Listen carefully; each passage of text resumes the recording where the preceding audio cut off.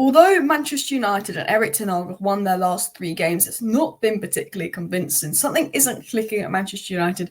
Something with the system is wrong. And you see people blame Onana, you see people blame Bruno, Casemiro, Marcus Rashford. And while many of the big players haven't stepped up or performed their best this season, the biggest problem at Manchester United is the midfield. And while Casemiro hasn't been great, Bruno hasn't been great, a lot of players in the Man United midfield haven't been great. It's more about the setup of the Manchester United midfield. In fact, for me, the biggest problem is this. As you can see, there's a big gaping hole in the middle of the midfield. And this was displayed a lot of the time when Man United played Copenhagen. It was the back four, massive hole, front six. And when you have a hole like this in midfield, it means the midfield gets completely bypassed in build-up, forcing Manchester United to go long, switch the play, or the wingers to produce a moment of magic, or Bruno or Eriksen to play that killer pass in behind, which time and time again has come off Manchester United, and it's worked effectively at times, but it's not the most sustainable. It can work, it can win games, but if your passes aren't coming off for Bruno Fernandes, if Marcus Rashford's finishing isn't quite at it, which it isn't at the moment, it doesn't come off. And in today's video, we're going to sort of break down how Manchester United lined up versus Copenhagen, Sheffield United, those games, what Erik Ten Hag's big problem is and why it's not kind of working. And as you can see here, we lined up in a 4-2-3-1 versus Copenhagen 2 days ago. And you can see they sort of thought it was going to be Bruno at 10 and McTominay playing alongside Amrabat. But in fact, it was completely different. McTominay actually ended up playing as a 10 and Bruno ended up dropping deeper out of position, out of his natural position. And it kind of looked a little bit like this, the lineup. Now, obviously, I can't change the numbers on the shirts, which is annoying. So number 9 actually is representing someone like Scott McTominay, which is a little bit frustrating. But in the first half, with just the way Manchester United lined up, it sort of became Amrabat and Bruno dropping deeper here. And then McTominay became this shadow striker for Rasmus Højlund. And there was just this big hole here. And Bruno, if he wanted to get involved and play, had to drop really deep. And then he would have to try and play the long ball, hope Rashford runs onto it and does something, or Anthony runs onto it and does something. And it wasn't working. And then at times, Bruno would go forward, naturally, as Bruno does. And then the midfield for Copenhagen could mark Amrabat out the game. And Amrabat's the only player really capable of building up the ball here to the attack in midfield, which meant that Manchester United had to play sideways passes. Manchester United had to play backwards passes. Reguilon's not known for being good in build-up like Luke Shaw.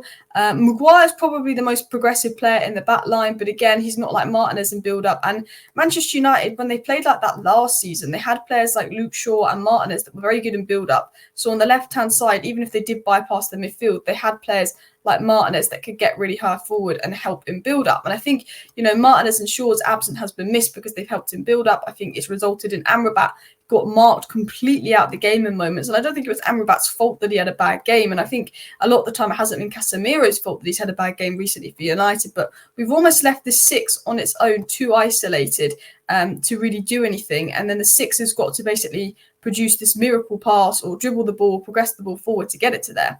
And this is actually what Ten Hag intends to do. The worrying thing about this tactic and the worrying thing about Man United playing like this is Ten Hag intends to play like this. It's not that it's, okay, we're playing like this, what do we do to change it? This isn't working. The midfield isn't working. It's that the midfield lacks balance. We don't have any possession-based players in midfield other than people like Eriksen, who when he came on made such a difference. But Eriksen's ability out of possession, you can't work against certain sides. What worked in the second half was obviously McTominay dropped deep to play next to Eriksen, and you saw that Manchester United got so much better in the second half when Eriksen and McTominay were playing next to each other, and then Bruno was back in his natural position, and actually there wasn't as much of a big hole in midfield. It did work a lot better. But Ten Hag wants to tactically set up like that. And I don't know if that's how he wants to play going forward, because he didn't play quite like that at Ajax. I don't know if that's his game plan, or I don't know if it's because we don't really have natural possession-based midfielders. So he wants to avoid sort of, the midfield and build-up. And he did that for aspects of last season, and it worked. And I want to show you something that Devil DNA's wrote about, because one of the reasons that I think the midfield is being highlighted as such a problem is because the attack aren't performing. So now you're realizing that actually maybe the way we attack isn't the most sustainable. And the Devil's DNA did this really good thread. And they sort of spoke about Erik Ten Hag and the final third approach and how, United are pretty poor at getting the ball through midfield into the final third. Sort of last season, we ranked 7th for goals, 6th for XG. Passes into the final third, we ranked 6th. Carries into the final third, we ranked 6th. Progressive passes 7. Attacking touches in final third, 6th and 6th.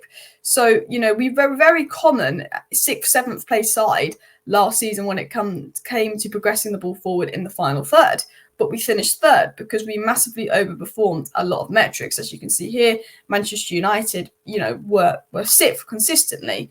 But they mentioned, on the other hand, United, when they were 6th for nearly every stat, were 2nd for shots on target, 2nd for chance created, 2nd for open play, shot creating actions. They were 1st. Rashford got 30 goals. Rashford had next year 20.6. Rashford had 30% of United's goals, and Bruno created the most chances in the Premier League, and Bruno created 24% of Man United's chances. Now Bruno and Rashford are having a poor season and a poor start to the season. You can see here how reliant Man United were on Bruno and Rashford. A lot of people are going to go at Bruno and Rashford being poor, saying they should be dropped, and Bruno and Rashford have been poor. But, we're not going to get miraculously better because Bruno and Rashford aren't playing.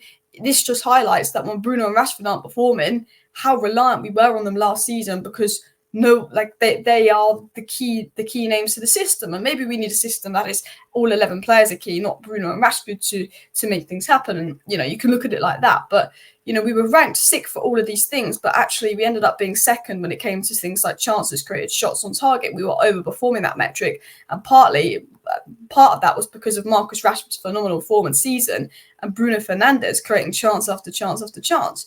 And they said, in summary, of the above data, we were largely 6th. For a lot of the metrics to get in the final third, which highlights the midfield wasn't really getting the ball into the final third a lot. But because Bruno and Rashford were overperforming, we managed to be bailed out of that. And they mentioned that this was a little bit of a problem last season, because the way we're set up with this big hole in midfield is Ten Hag's plan. I don't know if it's his short-term plan because he's not got possession-based players yet. I don't know if it's his long-term plan. But the way we're playing is Ten Hag's plan. And they mentioned that really bigly. Really bigly, that's not a word, really well. Now, I want to dive more into this because they mentioned a few things as well in this thread about how United play in build-up. There's 4 ways that Manchester United play in build-up, okay? And that is, of course, they like to switch the play. We see the play go switch onto the winger, and then the winger's kind of got to go one-on-one and create something out of nothing. Or it's the long versatile pass into the winger from behind, where Rashford's through on goal or Garnacho's through on goal. And that way they almost scored from it against Copenhagen, the long versatile passing behind. So those are the first 2 ways that United progress the ball forward. They bypass the midfield, but they have other ways to progress forward. A long ball into the winger, play them in behind. Switch a play into the winger, they do one-on-one, do a moment of magic. The third way is the counter-press. You see Højlund pressing a lot, you see Bruno pressing a lot. We force the opposition into a mistake, high up the pitch, we win the ball back. And the 5th way is obviously, where we just loft the ball up to Højlund and he holds it up. We see us wash the ball up to Højlund, and Højlund does hold up the ball really well. But that's the 4 ways Man United play. And those 4 ways definitely work. We see Man City get the ball up the pitch that way, but they seem to be our only options. That seems to be the problem. United seem to completely avoid everybody else in build-up. And I think that is something that's costing us. And the Devil's DNA, again, brought up this problem that Manchester United have had as well, and how United have been playing as well. And they've highlighted some other interesting statistics that I wanted to read out. They said that the data confirms that United are currently 11th for the 10-plus pass sequence and 12th for build-up attacks and 2nd for direct attacks.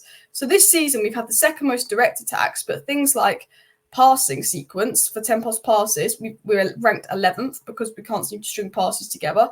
Things for build-up, we're ranked 12th because we kind of avoid the midfield and build-up. And it's very obvious that every time we get the ball, we try and go direct. Now, it's okay to try and go direct, but every time you get the ball, if you try and go direct, what do we become? We become massively predictable. And, that means it's harder for us to sustain pressure in the final third. It's hard for us to keep the ball against a team like Man City. If we play like this and we give the ball away a lot, it's going to cost us. He mentioned here our possession first phase fluctuates widely depending on the opposition. If it's an opposition who doesn't press Palace, we enjoy possession, which is a good point. But again, you can just see very mixture. The way we're playing very much depends on opponents. And they dived into a lot of problems, and I'll let you read the thread because it's in a lot of detail. But they said, basically, their big point was these 4 patterns of play that United play to build up. We completely avoid the midfield and build up, but we go long, get Højlund to hold it up, we switch to the wingers, or we press high up the pitch and we force a mistake. They're good ways to, create an attack and all of that. But, you've got to have a plan B. Man City will do that and they will play direct, but they also have another plan. When that's not working, they know that they're good in possession and all of that. And I think one of the reasons Eriksen came on and he was so good is because he was very comfortable in possession to do the things that a lot of the people in our team can't do. And the big problem with United is we're playing this way because I don't think we have many players comfortable in build-up in the midfield. Amrabat is comfortable in build-up, but Bruno is not a possession-based player. Casemiro is not a possession-based player. Mason Mount's not a possession-based player. Eriksen can be a possession-based player, but out of possession, he's going to struggle against the likes of Man City. Eriksen is very good to play when you're going to have a lot of possession, but against Man City, when there's going to be a lot of running, his ability in possessions is not going to work. And I think this is why a lot of fans have been begging and really want Kobbie Mainoo back in the side, is because if you then start playing Kobbie Mainoo next to Amrabat and Bruno in midfield, all of a sudden you'll see that United will maybe sustain possession a lot better in the midfield, build up and carry the ball a lot more in the midfield, and utilise that midfield space, which will, one, give us more control of games, two, give us more ways to attack, which makes us less predictable, because I think everybody knows how Man United attack is lob it up the pitch, play the long ball, switch the play. I feel like everyone knows how United attack now. We've been sussed out. And I think maybe that is why a lot of people want someone like Kobbie Mainoo back in to play alongside Amrabat, because we have better possession. And I think if we have better possession, then it's better for Bruno. Bruno's being made to play deeper. He's being made to play it out wide. He's being made to play out of his position. Then he's not getting on the ball. And then when he gets the ball, he's frustrated. He wants to make something happen. Maybe if we had possession-based midfielders in behind Bruno and we start to utilise that midfield space and give Bruno the ball in better positions in the final third and build up across the pitch better, United would probably look better as a side, because this whole midfield system, which is how Ten Hag's tactically set up, he needs to be less stubborn and change it, because he gives Casemiro too much space. Casemiro's been overwhelmed defensively this season. He's giving Amrabat too much space. He was being marked out the last game. As soon as someone dropped a little bit deeper next to Amrabat and there's a bit less of a hole, we look a lot better. So maybe if you have Amrabat and then Kobbie Mainoo coming in next to Amrabat, there's a bit more balance in midfield. And I think the biggest problem at United is that players like Rashford and Bruno, who we're over-reliant on, are underperforming, which highlights how reliant we are on them. People like Casemiro are underperforming, but the system we're playing isn't helping Casemiro, and the midfield balance isn't good enough. And that is something that Erik Ten Hag needs to adapt to. That's something we need to solve. I'm happy we won the last few games, but if we continue playing like this, I don't think we'll have a good season, because I don't think it's sustainable right now. Smash a like, smash a subscribe. Thank you for watching. See you next time. Bye.